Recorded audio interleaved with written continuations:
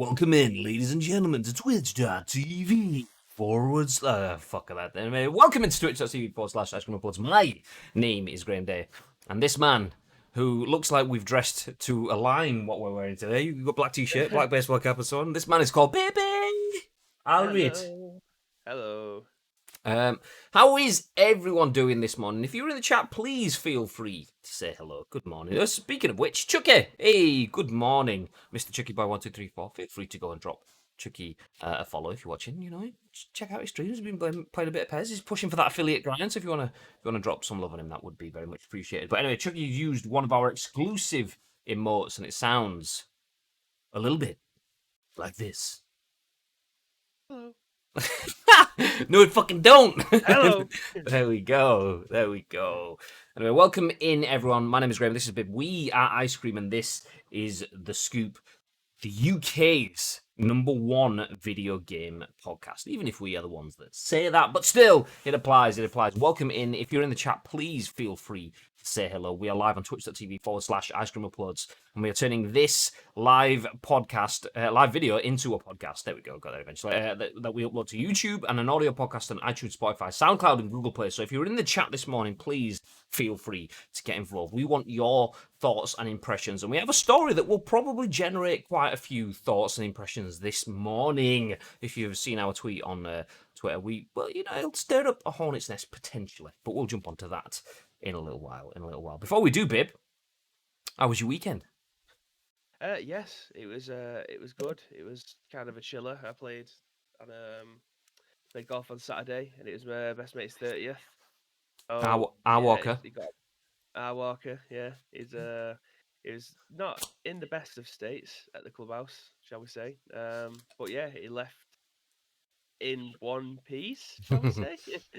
But yeah, it was apart from that, it was good. Me and Samantha just pretty much chilled out up yesterday. After we'd played some Masters of the League. Obviously. For those of you that missed it as well, obviously last week, for those of you who don't know, actually, let's rewind even further back. We have a modded PC Master League on PES, Pro Evolution Soccer. Myself and Bibby are the managers of Ice Cream Uploads FC. We are in a second season, and at the absolute crescendo of the season, we've just gone from having an absolute blinder of a season to a little bit of a rocky patch. We've been dumped out of the cups in the semi-finals. I know that feeling in real life. And we have just lost our place at the top of the league, being usurped by Liverpool. And we should have had two episodes that didn't happen. We should have had 3 episodes last week. We usually stream on a Monday, a Wednesday, and a Friday at 12 noon-ish. But last week we had a few technical issues, connection speed stuff, which we fixed now. So we caught up with one of the episodes yesterday, which means we have the season closing final 2 games taking part in today's episodes after this stream. So yeah, we streamed yesterday. It was pretty good. Some amazing goals. A little bit of misfortune towards the end. No spoilers. If you want to go check it out, feel free to do that. But the next episode will be following after this show as well. So check it out if you want to do quickly, but do it quick. But yeah, should we jump into some news? Pez Luke, good morning. I didn't even see you coming. Good morning, dude. I was too busy faffing with my microphone and it was in the chat, in way of the chat. But good morning. Yeah, let's jump into some news. I mentioned, obviously, this is a bit of a tasty one. Depending on if we have everyone in the chat, obviously, there's a lot of opinions in the world generally about this. But obviously, with us being a football friendly channel, obviously, for those of you who don't know, we work on the likes of PES, and we play a lot of PES, which is why obviously the Masters of the League content series was on PES. Not that we had to be, just because of our affinity with it. Anyway, long story short, we have a lot of hands-on with football games, and as do our community and viewers. So the first story is focusing on football game content, so now no doubt there will be a lot of opinions. So let's jump straight in to the first bit of news. Anytime soon. There we go. Written by Andy Robinson for VGC. EA faces a class action lawsuit over Ultimate Team loot boxes. Case claims FIFA is in violation of California law. I mean, this, you kind of feel, was only a matter of time before somebody did this. Once there's a law change around anything like that in video games, and that law change hasn't necessarily happened as such globally, but it's started to happen, started to roll out. Once it happens, you kind of feel that something like this was only a matter of time. But anyway, let's jump in. A class action lawsuit has been brought against Electronic Arts in California, claiming that the publisher's Ultimate Team modes breached the state's gambling laws. EA's Ultimate Team packs used in the FIFA and Madden games constitute gambling in violation of California law. Plaintiff Kevin Ramirez alleges in court documents seen by VGC. The plaintiff is demanding a jury trial and damages of $5 million. The case was brought by Ramirez on behalf of a proposed class of more than 100 others on August the 13th in the Northern District of California. The same law firm also filed a class action law against Apple in June for its use of loot boxes in California. It alleges that EA relies on creating addictive behaviors in consumers to generate huge revenues, and that EA's Ultimate Team packs are predatory and designed to entice gamers to gamble. Excuse me, 1 second. Okay, back in the game.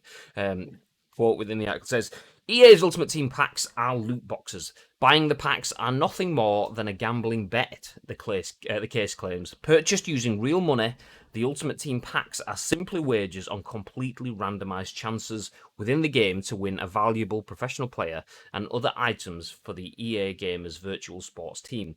Ramirez claims he has been induced to spend money to purchase Ultimate Team packs and estimates he has spent in excess of $600 in FIFA and Madden since 2011.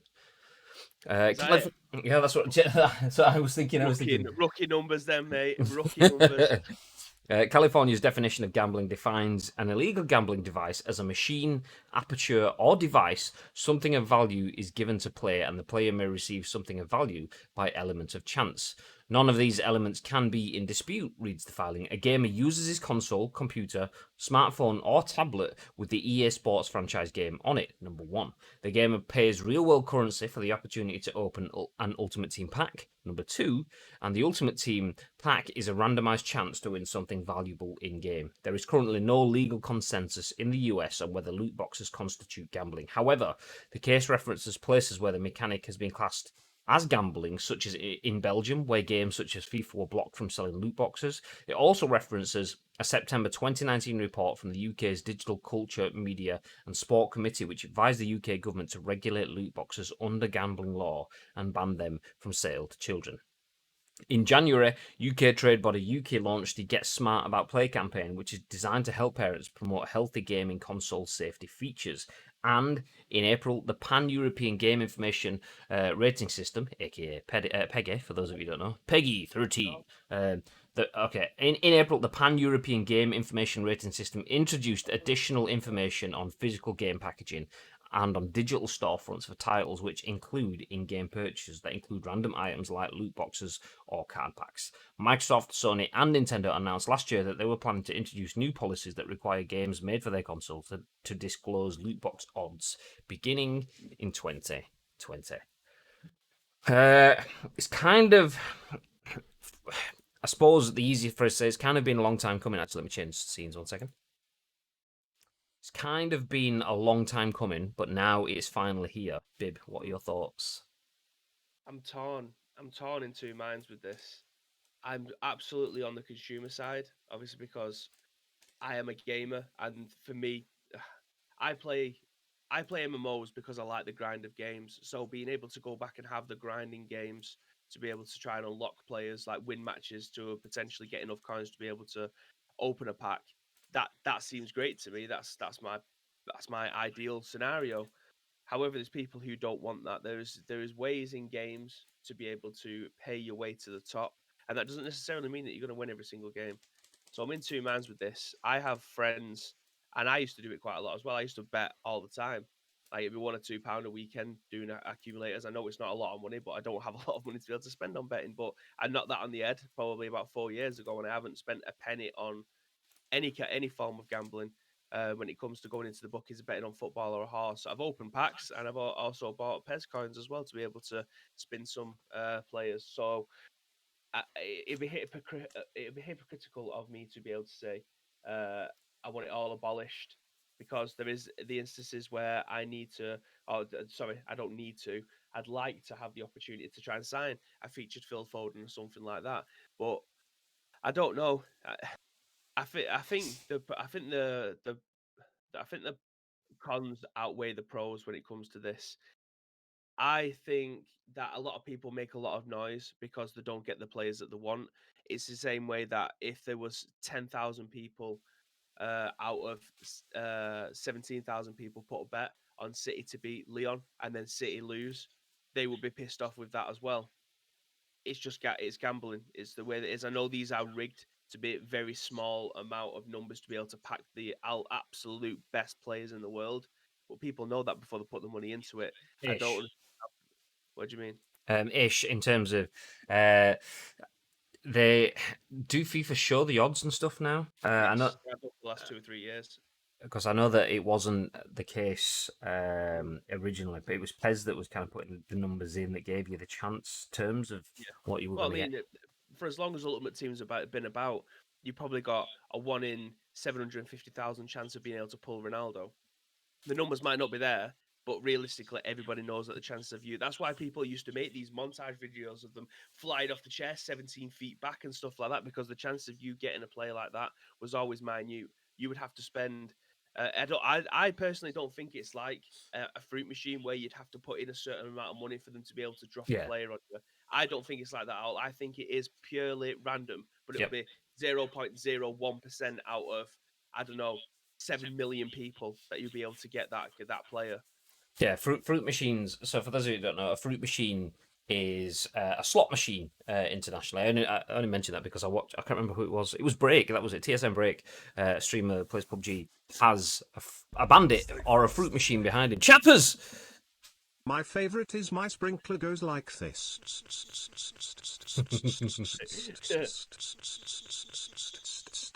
And comes back like.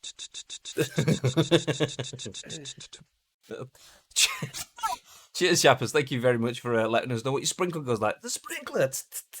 But yeah, welcome. Good morning, Chappers. Thank you very much for your 3-month sub on the back of gifting out 2 subs the other day as well. What a guy. What a guy. Cheers, Chappers. What a legend. But yeah, for those of you who don't know, bandits or fruit machines or slot machines, essentially different ones work in different ways. But in the UK, they tend to work in terms of they have a threshold that needs to be met to increase the chances of winning. So say if the top prize is 25 quid, it needs to earn 25 quid before it drops 25 quid. So it doesn't necessarily need to, but once it breaks past 25 quid, it's more likely to drop. And that's not the case with Ultimate Team. It just works generally off numbers in terms of you have a 0.01% chance of winning or something along those lines. So let me just jump back through the comments first before I start to close the screen. I can see how people get addicted to opening loot boxes, especially with FIFA, where good players are rare in loot boxes. Not sure what the answer is, but they definitely need to be looked at, says Pez Luke, who goes on to say, this debate could go on forever. People think it would cause companies to improve other modes within the game if loot boxes are banned, but it's difficult if their main revenue generator is gone. I mean, that's the thing. That's the thing. Is why would you, as any game company, so not just EA, not FIFA, not Madden, anything, why would you put a lot of time and effort into making a wonderful story mode or a storefront, should I say, or anything in your game that requires players to go through processes, that requires your development teams to go through processes that lead to this epiphany moment within the game where you get your new item, when they can just do a really simple pack opening function where somebody just goes, oh, that's it, boom, money into the game, ta-da! You get money, I get either what I want, or I'm just going to throw my money away and try again. Why would you, as a developer, put your time into creating something that's a bit more difficult for everyone when you have a tried and tested loot box shopfront method? You wouldn't try it if it makes so much money. You wouldn't try it. So yeah, there is the argument that okay, well, if that much money is gone, then they kind of have to look at how they entertain your wallet. How can they entertain you enough that you actually pull your wallet out and part way with some of the cash within there? Because yeah, that's one of the things. I mean, If at what point do the consumer have to take responsibility for the amount of money that they spend?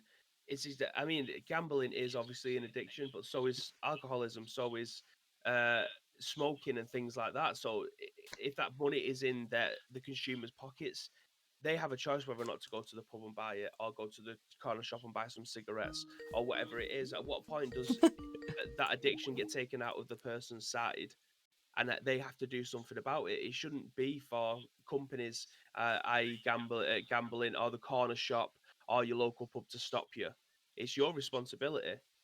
Yeah, I agree with that. I mean, obviously not entirely. There are obviously uh, caveats and stuff within that, but the Yeah. general sentiment, yeah, I completely agree with that. The money is in your pocket. It's up to you what you want to do with it. If I want to go to the shop and buy a fucking pizza or something like that, that's my responsibility. I'm spending that money on it. Maybe I'm not addicted to buying pizzas, Yeah, but you are. the money is still mine to spend on whatever leisurely activity that I want.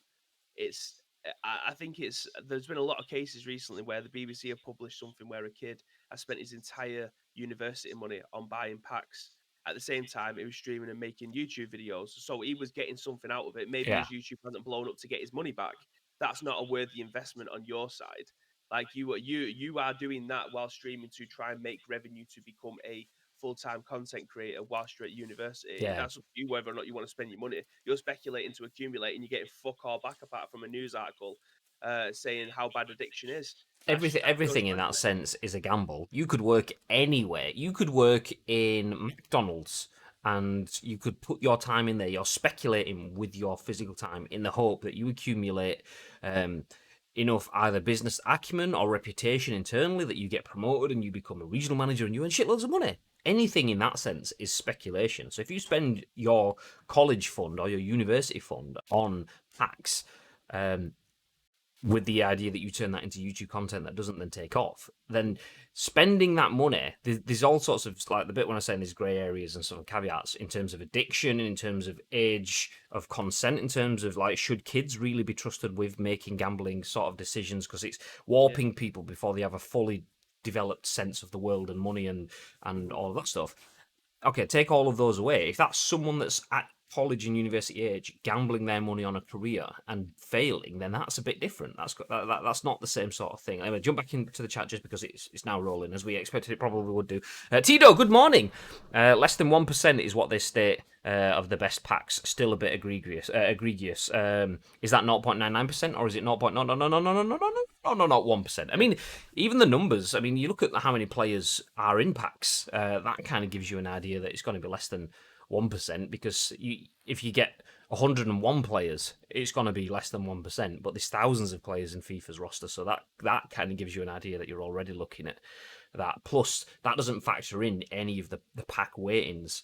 So there's probably a weighting towards, I don't know if they have bronze, silver, gold, whatever. The lower the weight, the lower the rating, there's probably more of them, which doesn't necessarily. That's one kind of weighting, but then you can have a weighting to say that each band, despite having more numbers, you're more likely to get a higher chance of getting that one anyway. So there's all that sort of stuff with it anyway. Asim says, "Good morning, Mr. T.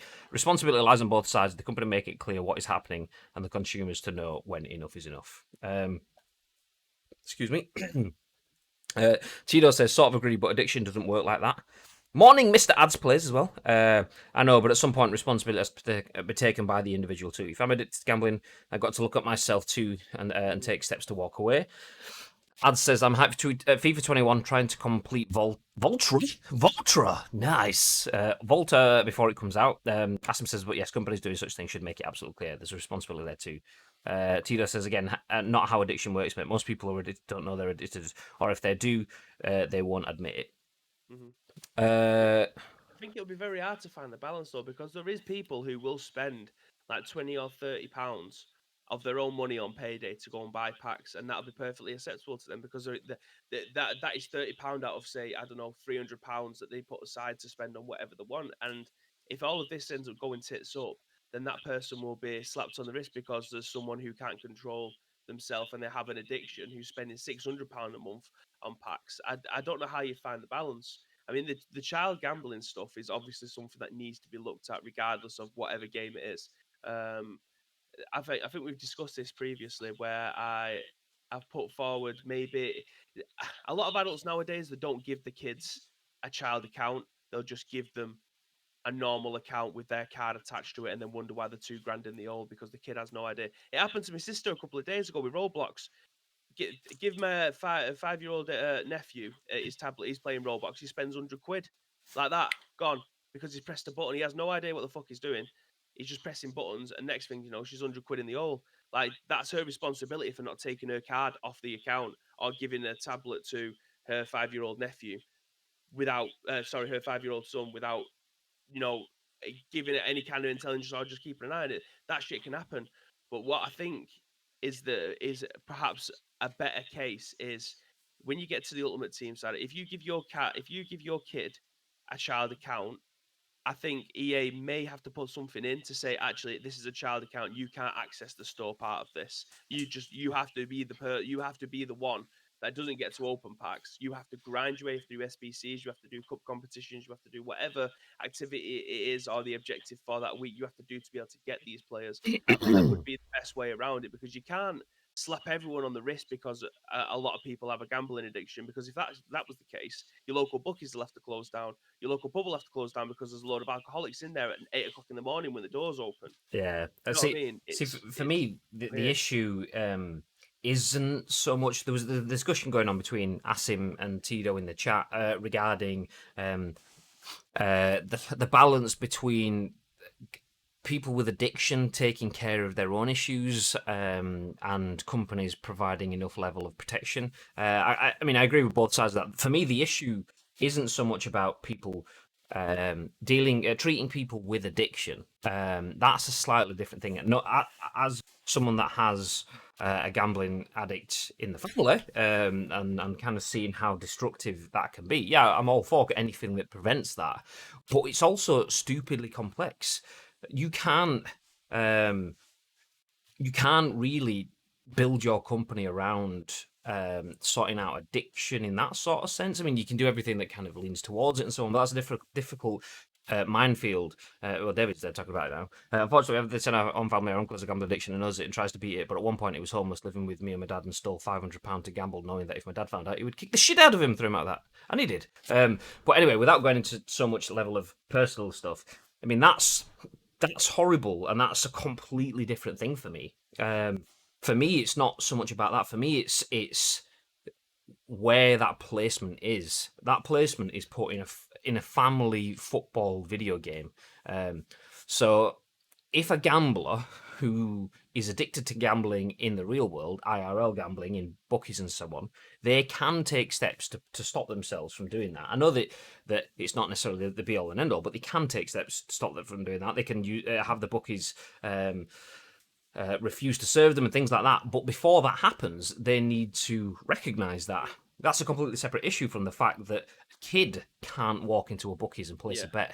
In a console game, a kid can't walk into a pub and buy a beer. Well, shouldn't be able to. But a kid can pick up a controller and then instantly go, boom, okay, that's it. There's me gambling without realising I'm gambling. And I think that's the thing but put it in games, put it in video games, allow people to throw money at it, because people have always had a buzz from that. Obviously, do everything around it that is still not perfected in gambling, in drinking. That's why when you see a drinks advert on TV, it says "be drink aware" or whatever at the end of the advert, because people fully aren't there. We as a society can't deal with addiction towards alcohol, towards betting, towards anything really. So video games can't answer that either yet. We don't know how to do it, but do the best we can around that. And if adults really need to do that and want to do that, fair enough, let them go. Give them all of the knowledge to make their decisions and let them go at it. But we can step away from putting that in front of children in terms of, you want to play a pack, you want to get a Ronaldo or whatever, here's an in-game mission, a content string for you to get towards. Here's your direct purchase of Ronaldo and others from the store. Pay $17.99 to get the UEFA Champions League add-on, which gives you Team of the Season Messi, Team of the Season Ronaldo, or whatever.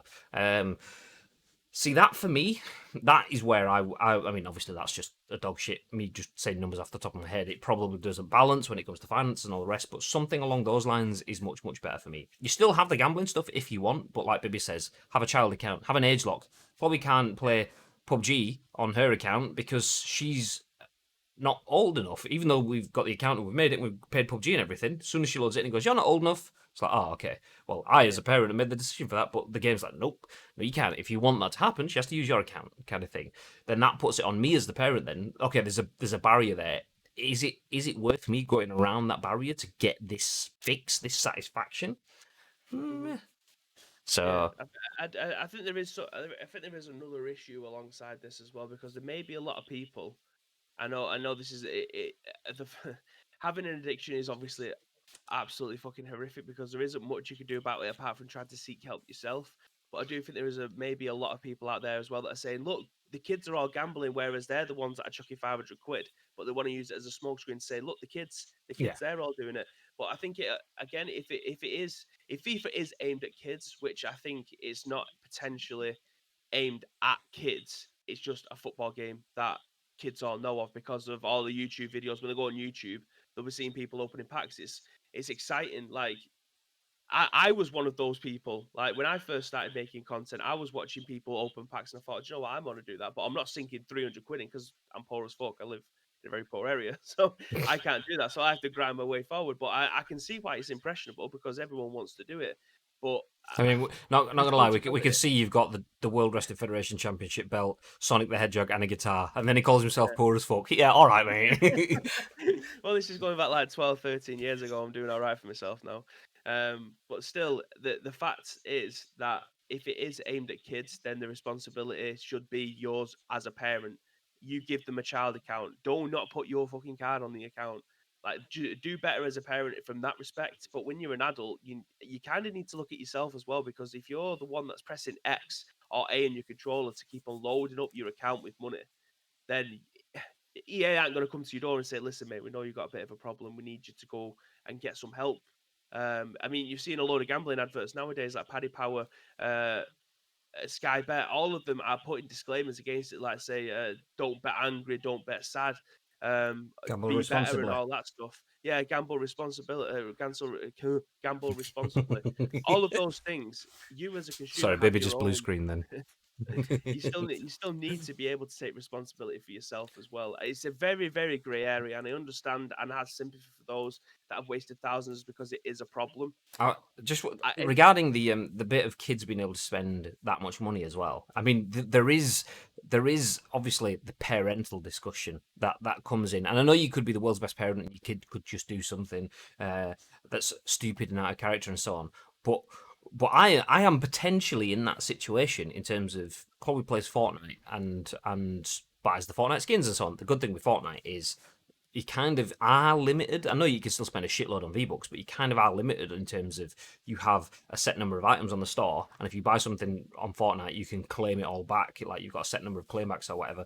But I have set up my payment details so that when Chloe needs something, she can we can buy it. But before that happens, she has to come to me. We have to discuss how Yeah, much it's going to cost. She knows that money is coming from her money. It's not just an endless pit of money. If she spends it, mhm, there is a deduction from the money that she has.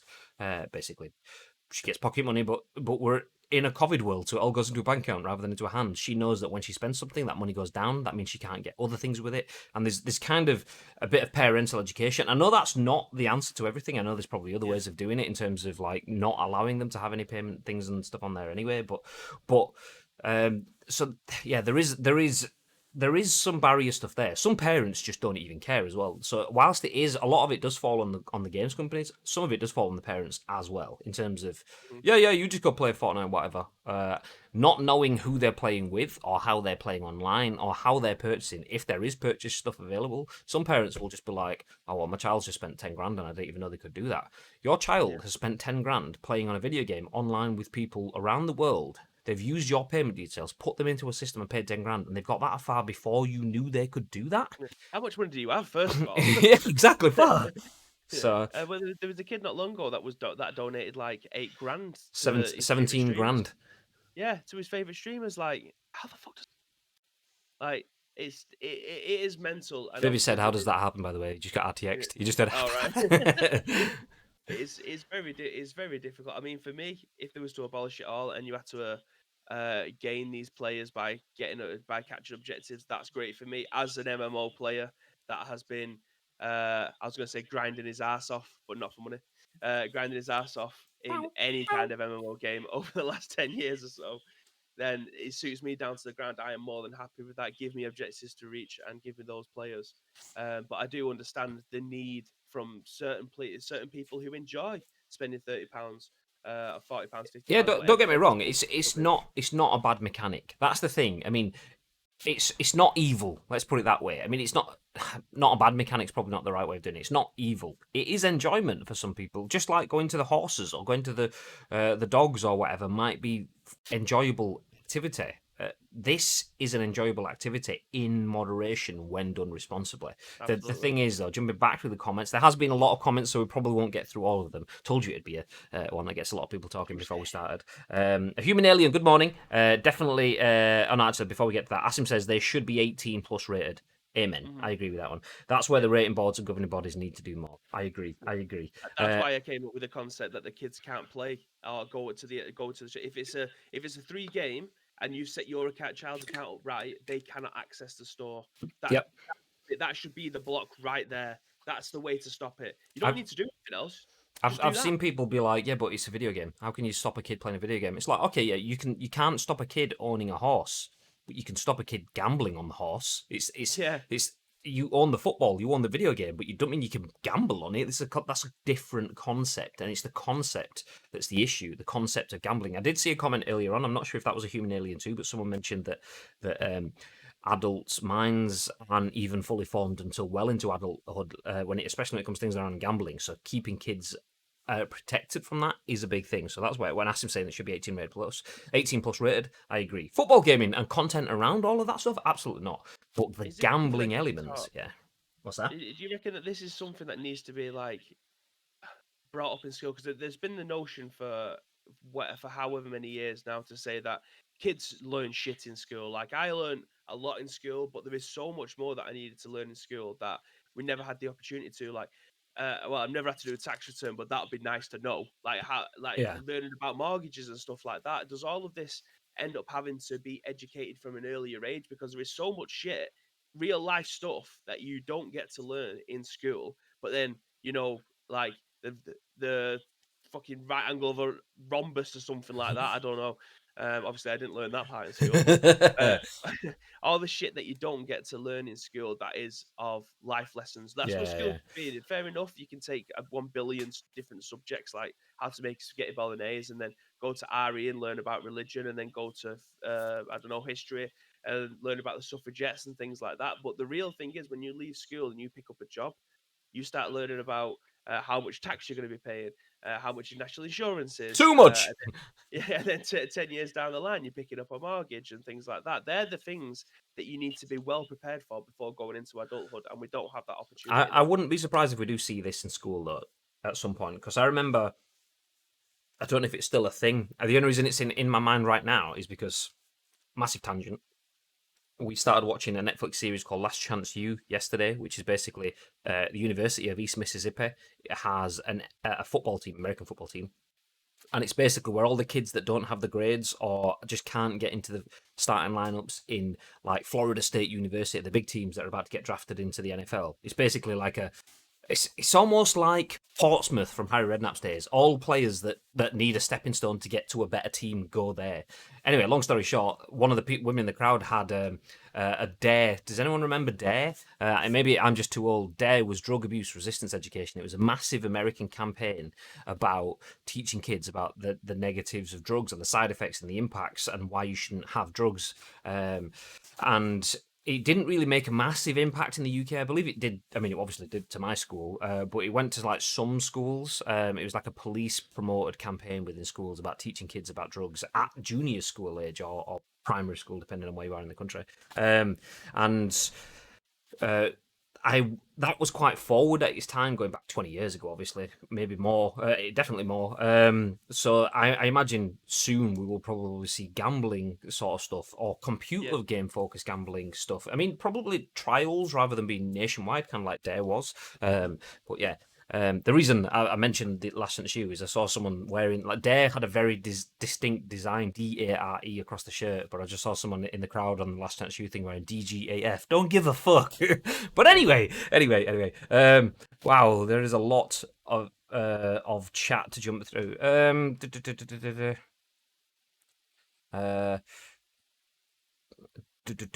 was Asim? Screen now. Asim, no, I was trying to find the comment. Asim says, "Let me spin this another way. We're all Pez fans, confident in saying Pez would not exist as it is if not for my club. It makes more money from my club than it does from actual sales. Double-edged sword. FIFA Addiction. What a name! I mean, welcome back, dude. But perfect name for the conversation. Good time to join. Morning. I mean, that's a good point. That is a good point. Whether or not my club is your favourite mode, whether or not the licenses that are purchased are from the clubs that you want, whether or not the engine and the graphics and the add-on engines, like we've had Havoc Tech and whatever over the last few years, the move to Unreal Engine, all of that is funded by my club. So whether or not, I mean, that's the thing that comes from it.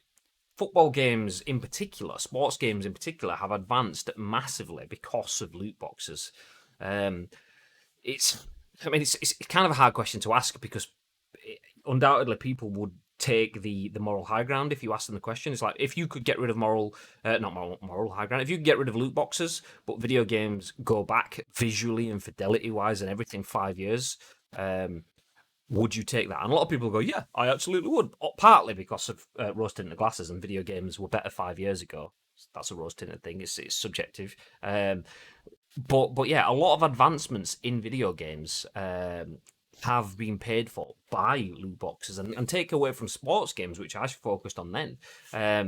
Like a lot of video games just wouldn't be able to exist without loot box methods and things like that. So there is definitely obviously another caveat to that. Not necessarily saying that that's fine, be all and end all. Well, they have to have it to exist. I mean, obviously they don't. There's always other ways of making money, but whilst there is always other ways of making money, it doesn't mean that they're all obtainable or they will make as much money as quickly as well. So yeah, there is a difficult balance for someone. I mean, for most of us in here, and I'm saying this as a sweeping statement, so if I'm including you as something and it's not applying to you, then I apologise. But most of us in here are level-headed, enjoy sports games, and aren't addicted. Most of us. If you are, once again, I apologise for brandishing as not. But we can play the game and we can see the joys and benefits and we can take all of the visual fidelity and how far video games have come. Don't get me wrong, there's enjoyment when it comes to playing retro Pez, but looking at retro Pez and looking at current Pez, there is obviously massive differences there. In terms of looking at, obviously, I'm not talking about specifics of gameplay, and that's a whole different kettle of fish. But most of us are level-headed enough to go in and enjoy the game without getting caught up in the gambling stuff. So we aren't really the right people to kind of like have that question as, is it worth it? Is the My Club stuff worth what we're getting elsewhere? Because yeah, for us it's just kind of like, well, I mean, yeah, are we qualified to answer that question? I'm not really sure we are. I'm not really sure we are, but I think there's one major difference between PES and FIFA because they're the only two that I play that has like microtransactions within them. The FIFA side of things, and it's one thing that pissed me off more than anything, because I can see why people need to put money in to be able to compete. In PES, doesn't matter what star you play, you will come up against someone with a similar star. Fair enough, there is dimwits out there that will do white benching and do everything that they can to try and win, but there is a system in place for you to be. If you're playing 3-star, you will come up against a 3-star. The team strength obviously is a bit skewed if someone is playing a black ball in there with your team of silver, gold, and a few bronze players in there. However, on FIFA, there is no kind of system in there. If you have an all bronze team, you can still come up against a team with all the icons. There is no way for you to be able to be segregated into uh, different team strength, and that's the one thing that pissed me off more than anything because you cannot pick that game up. I tried to play Ultimate Team in March. It's impossible unless I sit there and do all the SBCs, all the different objectives, all to being really, really. Just be basically living on the companion app to be able to buy and sell players to try and get my money back. Not real life money, as in the coins in the game. The only other way to compete or try to compete is by spending an absolute shit ton of money in the market to be able to open packs and potentially flog those players. Because a lot of times when you do objectives, they're untradeable packs. They're irrelevant unless that you get an absolute dynamite player inside that pack that will help your team out. You're already at a massive disadvantage, and I can see why people want to be able to spend money to try and get their team better. There's no incentive for you to be able to grind and get to the top unless you're actively every single day going through and completing different objectives. So I can see why that would be a pain in the ass. Now, if FIFA brought in the same kind of, I don't know, structure where you can only play, if you're a 4-star team, you could go up against other 4 stars, that would be great. But the whole point of playing FIFA and Ultimate Team is to get to weekend league with the best team that you have possible to be able to try and get to the top 100 to get the biggest prizes available to you. Yeah, Maybe even get a few points to go onto the FIFA tour. I don't know. see, that changes things slightly for me in terms of you're not just paying to have the players in your team and changing the message and everything. Salty Dog, actually, I never actually shouted you out, I don't think. Thank you very much for the follow. 26 minutes ago. Very much appreciate it, dude. I've seen you in the chat as well, although I think I've lost a comment in the sea of comments. But yeah, you're not paying just to get Ronaldo. I did see a comment from Chapper saying the good thing with Pez is they kind of throw legends and stuff down your throat. I know there are conversations around them being behind paywalls and things as well. You have to pay £60 a week to be able to access them, but you pretty much have them thrown in your face compared to obviously the likes of FIFA. But in Pez, you're paying to add them to your sticker book. Effectively, you could use them, you can not use them. You've got loads of other players because it's easy to get a big team of really high rated players.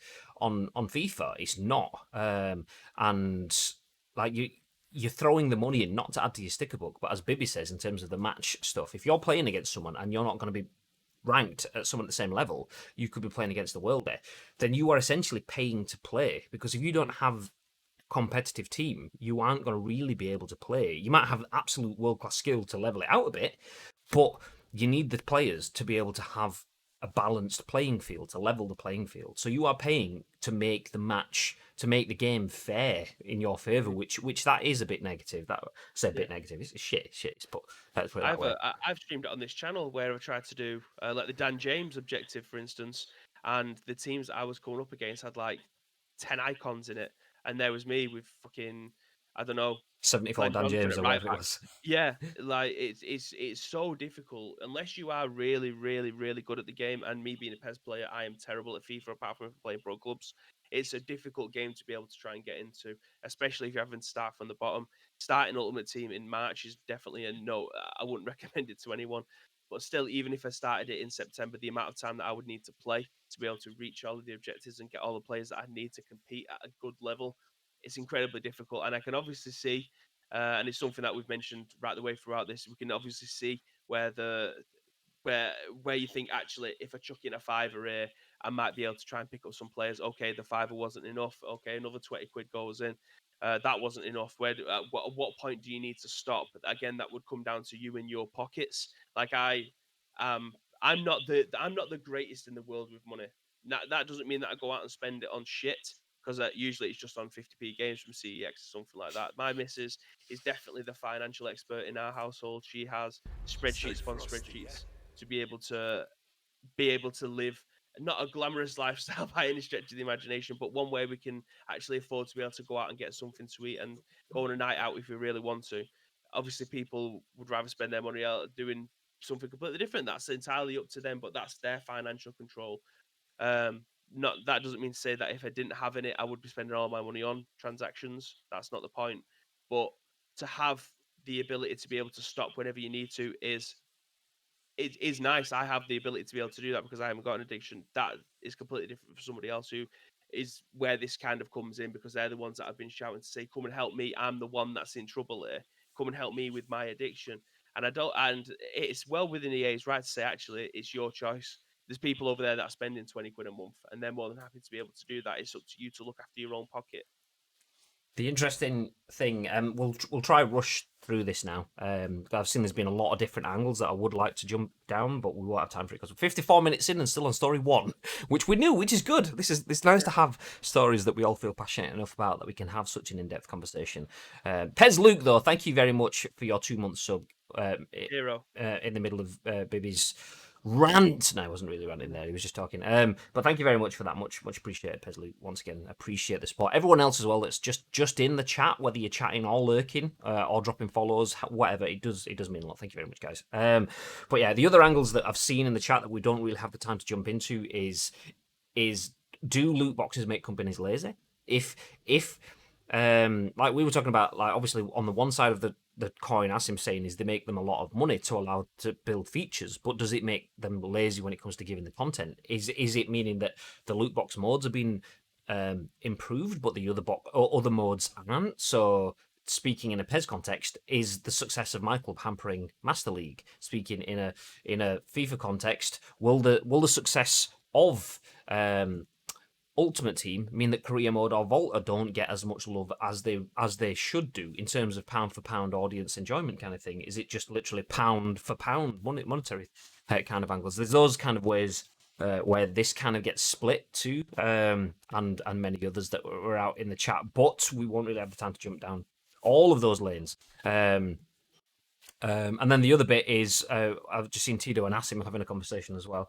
I mean, imagine Tito and Asim having differing opinions and then talking it out and finding that they also share opinions. Imagine that in a debate on the internet. Wow, that's amazing. They have different opinions and the same at the same time.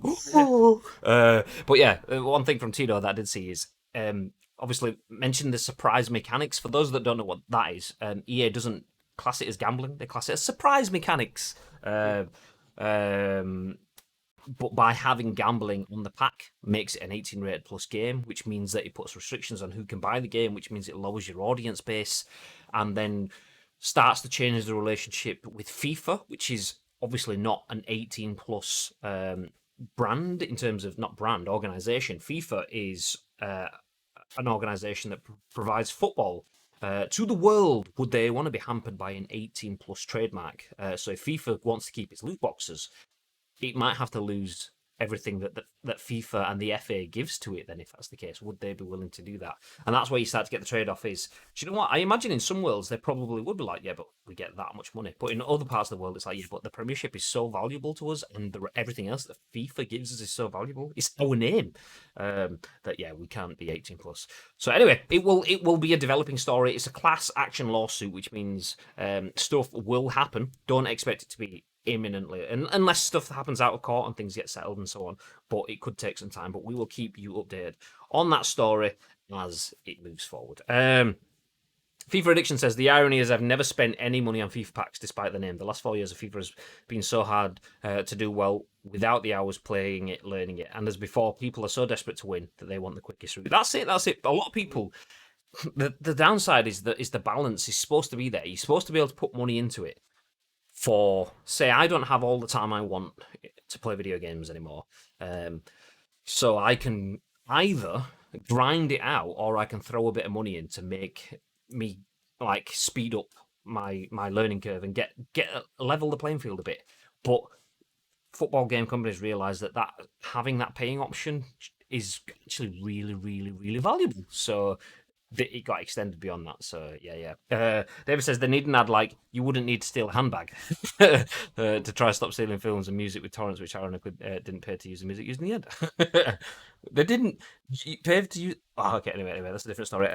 GG to Tito, says Asim. People having different opinions but understanding where each side is coming from. Fake news, says Chucky. Well, there you go. It happens. Believe it or not, it actually did. We've just seen it right here, right now.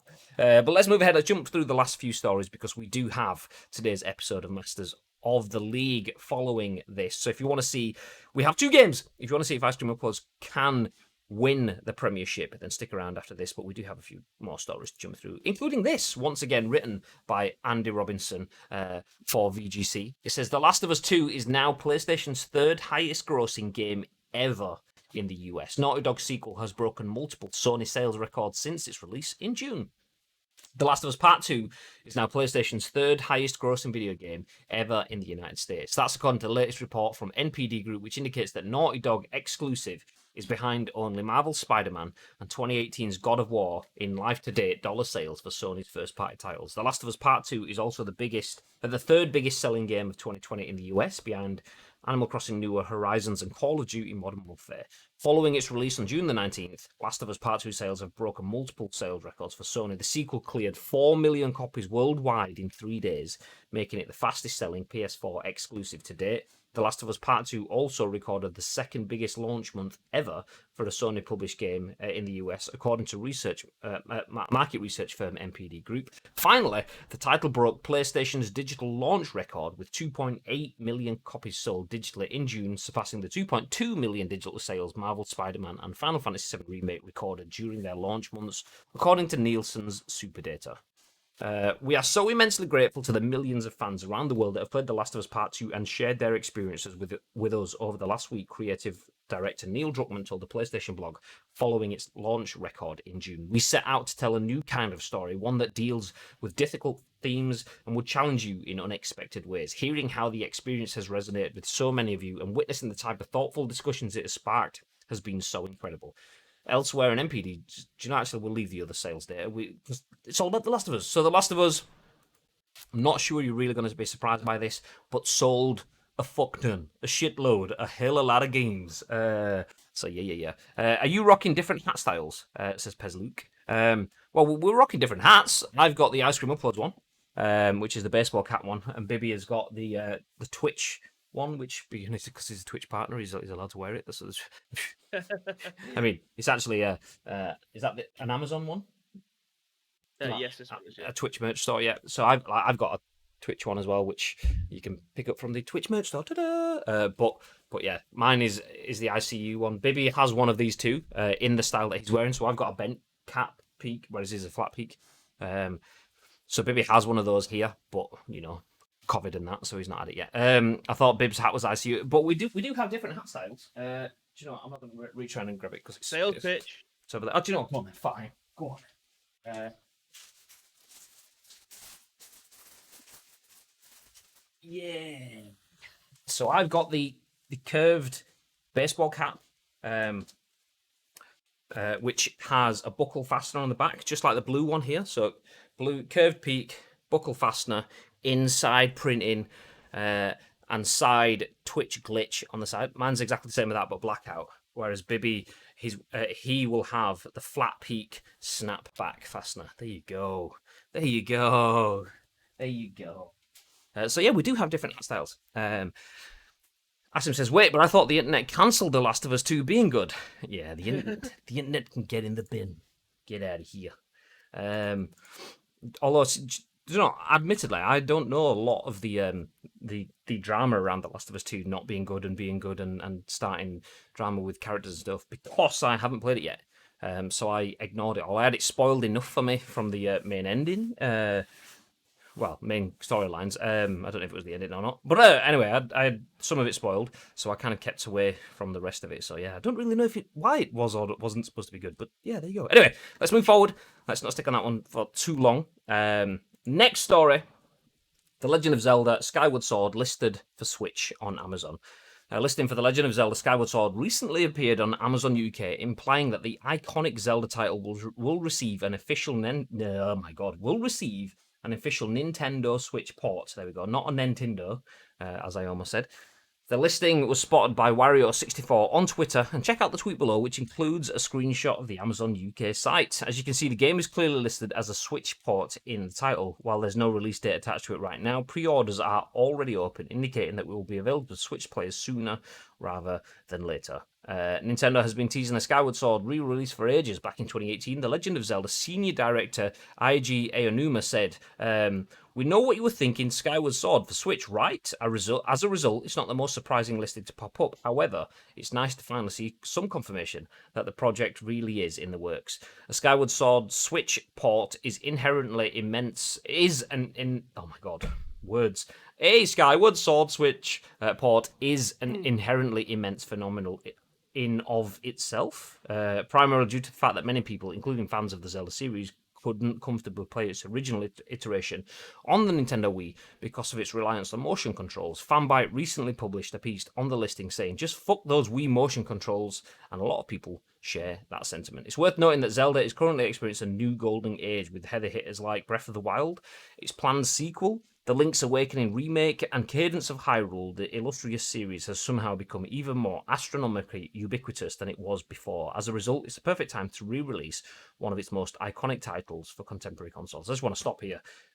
Cian Maher for VG247, you have made this an absolute read and a half. Astronomically ubiquitous. I mean, what the fuck? Has anyone ever? I just did a thesaurus before. I'm gonna say, has anyone seen that Friends episode where Joey gets figures out how to use synonyms and the thesaurus, and it just changes every word? Cian Maher's done that this morning. I mean, some of it was like absolute tongue twister. A Skyward Sword Switch port. So Skyward Sword Switch. SSS is an inherently immense phenomenon in itself. It's like loads of S's, loads of I's. It's just a Asim says, going to say something controversial and I might get hate, but not really a Zelda fan. I think they're good games, but don't get the hype. Sorry, Zelda fans. Do you know what? I'll stand next to Asim on that one. I have never finished or played a Zelda game, much at all. I played one on the NES or the SNES, and it just didn't resonate with me back then. And I think that's I've not really bothered with anything ever since. I mean, Breath of the Wild looks good, and I probably would play that. But for me, yeah, not so much. Are you a Zelda guy? I love Zelda. However, I've never played this one. It came out on the Wii, and by then, my days of playing on the Wii religiously were well and truly gone. I think, was it 2011 this came out or something?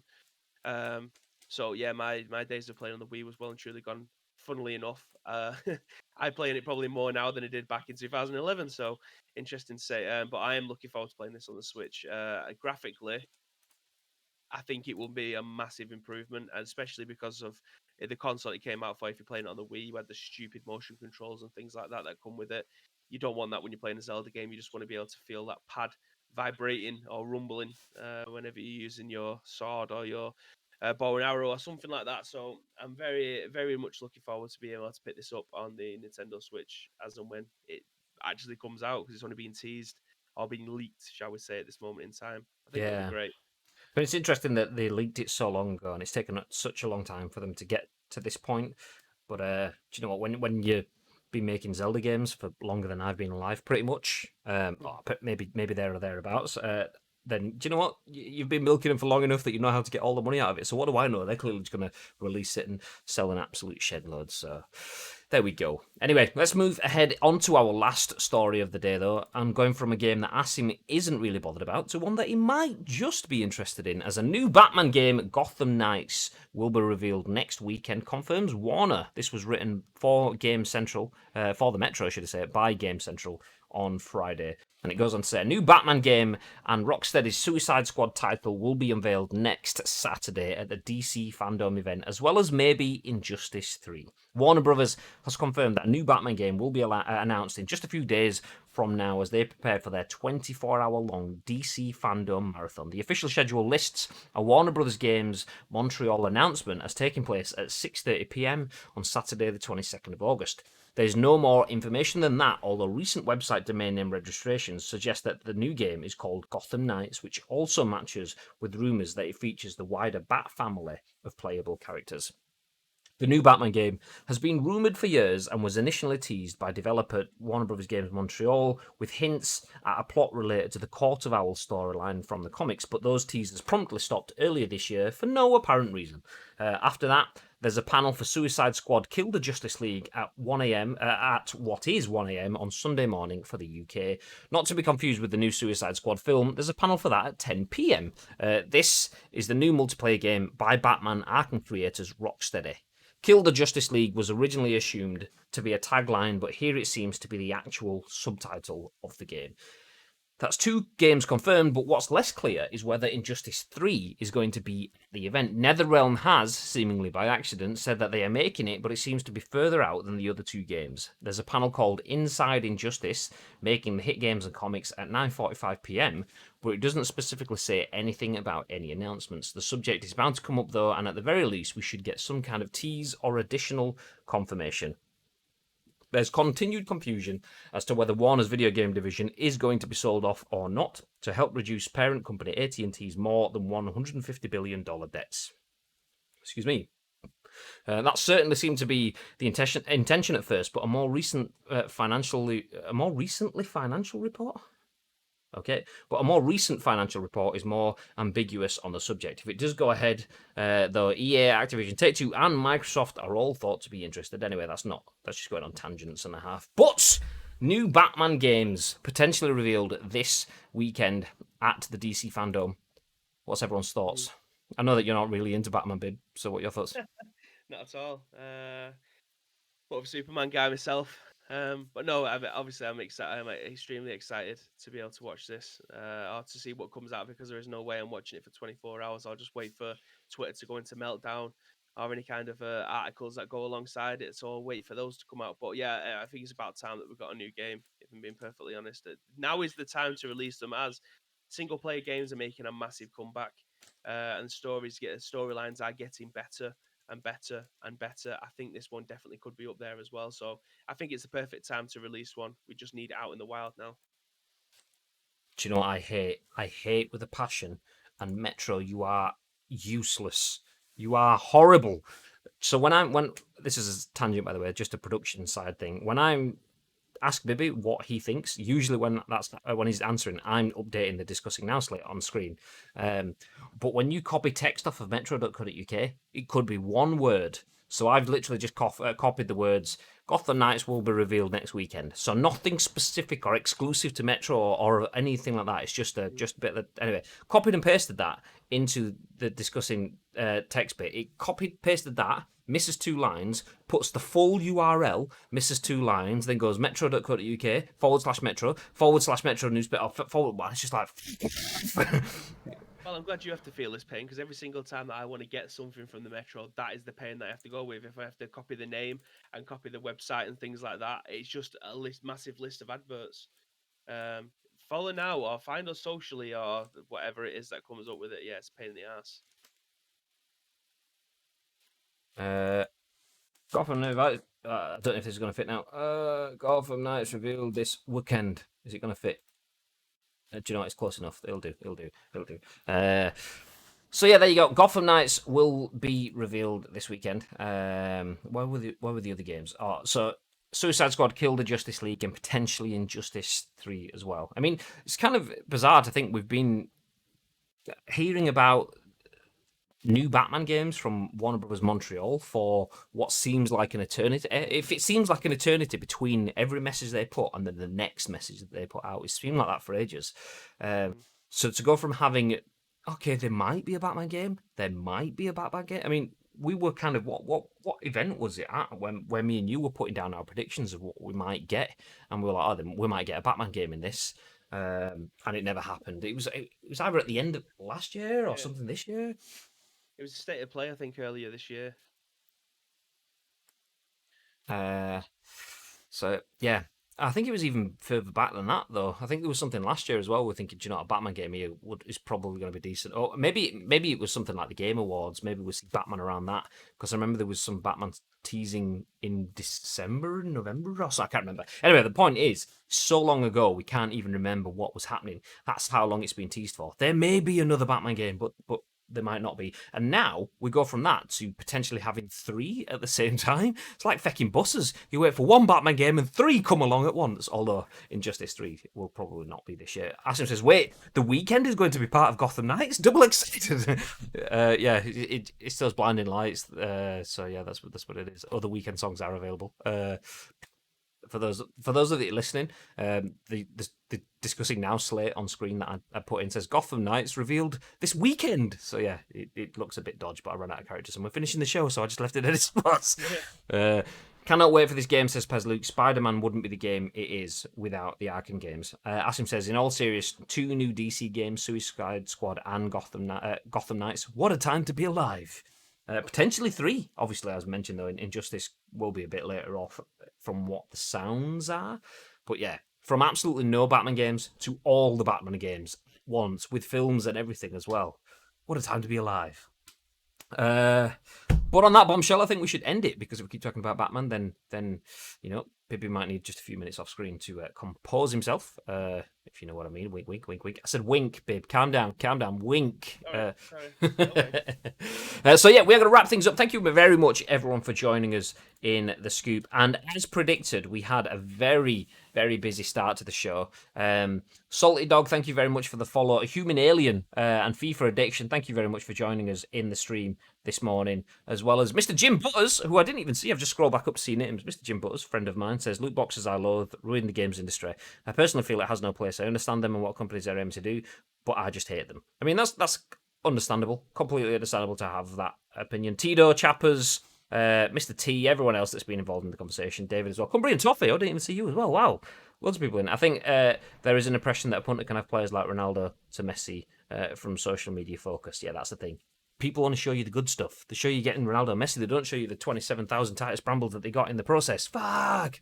But yeah, thank you very much, everyone, for the chat. Much appreciated, much appreciated. We will be back with more chat tomorrow for the next episode of The Scoop. So if you do want to get involved, come back then. If there's any updates on that class action lawsuit on FIFA, don't expect there will be in 24 hours, but if there is, we will have all of the updates there. If not, we will have all of the biggest, the best, and the breaking news stories from the world of video games for you tomorrow. Before that, though, we have Masters of the League following this. So we're going to go offline now. We'll be back in about 10 to 15 minutes-ish, and we will finish our first ever Premiership season. Can Ice Cream Uploads be Premiership champions? You will find out in two games. That's all that's left. We need Liverpool to drop points. And if they do, and if we get all our points, we're champions. It's as simple as that. It's as simple as that. But before we jump into Masters of the League, Bib, is there anything you want to add? Yeah. So, if you do have anything that you want to have us talk about in tomorrow's edition of the show, there is two ways that you can do that. First of all you need to do is go over and find us on social media. Spoiler alert. No. It's at Ice Cream Uploads across absolutely everything. That noise was Graham trying to get chatbot to work. It wasn't just a me problem in the past, obviously. You know, I'm not blaming Graham or anything, but chatbot's always on his ass. It's probably not going to be done before we get on stream because I need to do the auth token thing. I've had it on for a month and it's expired. No. But yeah, you can get in contact with us. Again, spoiler alert, it's Ice Cream Uploads across absolutely all of the social media platforms, all the major ones anyway. But the second thing is obviously going to our Discord as well. Obviously, the link isn't going to be working in the chat, but if you are watching this live on Twitch, just head down to our banner underneath. You'll find a link to go to our Discord there. All you need to do is just supply us with the link and your thoughts and impressions. We will then give you our thoughts and impressions the very next show, which will be at what time tomorrow, Mr. Graham Day? 10 a.m. ish. One second.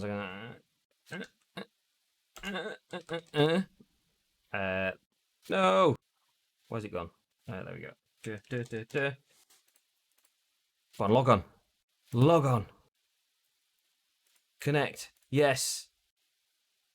Yeah, chatbot should be back in there. Okay, that's good. Okay, we've got exclamation mark socials, which will give you the social links that Bibby has spoken about. As he said, spoiler, it's at Ice Cream Uploads across all of our accounts, which is a good job because the chances of anyone else being called Ice Cream Uploads are very remote unless they're just trying to be a knobhead and take the domain from us.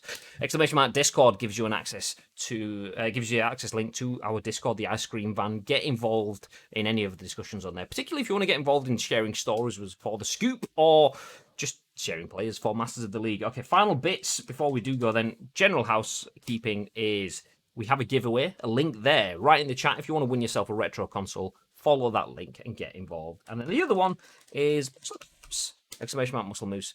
Get yourself some snacks from there with 25% off. And that is it, ladies and gentlemen. Have yourselves a fantastic day. If we don't see you back here in 10 to 15 minutes, have a wonderful day. If we do see you back here in 10 to 15 minutes, fuck yeah. Ice Cream Uploads are on the march, bitches. Even if we don't win the league, it's going to be good. It's going to be good. So we will see you there. And that's it. Before we go, Bib, what have they got to do? Stay frosty.